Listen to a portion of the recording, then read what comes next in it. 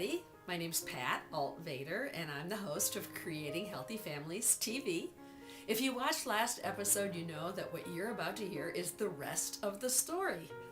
I decided that the video was too long last week for one episode, so I cut it. And so what you're about to hear are the final two components that I believe are important to have in place when you are making permanent changes. Another important component is having a support system in place. And I know everyone has different ways of finding support. So it could be that you have a support buddy, or it could be that you find support through the internet in some forum, or it could be that you participate in a group where they meet on a regular basis, or it could be an informal group, or it could be more formal like a mastermind group of people who actually help each other, or you could just have a coach. But some method of support is really essential for making permanent change. And the last thing is to have some sort of accountability. And I know most people run for the hills the minute they hear that word accountability. It reminds them of food diaries or something. But actually, the fact is that people who use a food diary are more likely to have better results than people who don't. And it's not that I advocate people using a food diary. For some people, it's the right thing to do, and for others, it isn't.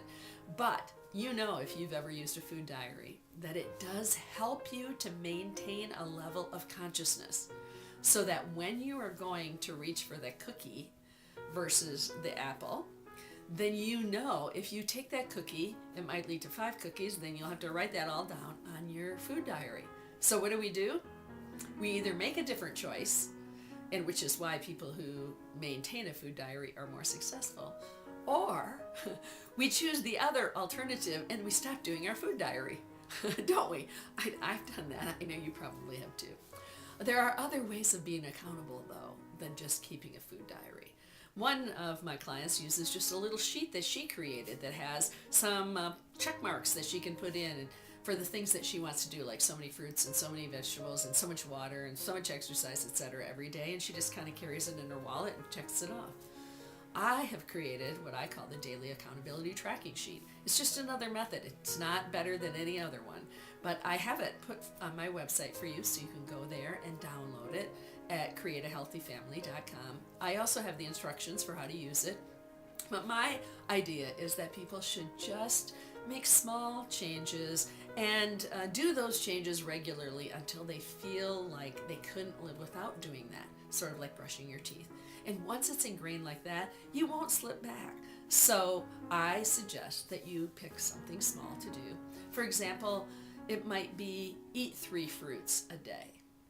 So you write that on your daily accountability tracking sheet, and every evening you look at your accountability tracking sheet and you mark whether you did what you said you were going to do or not.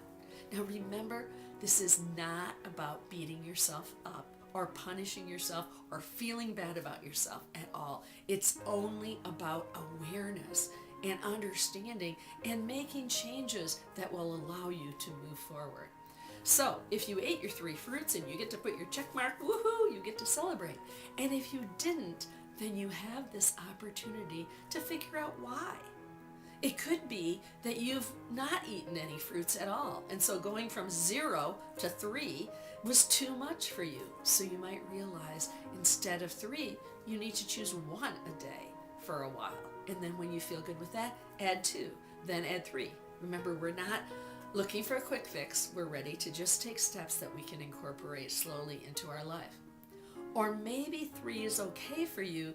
You just didn't figure out how to plan ahead so that you could have fruit when you needed it. So you might learn from this evaluation that you need to take fruit along with you to work.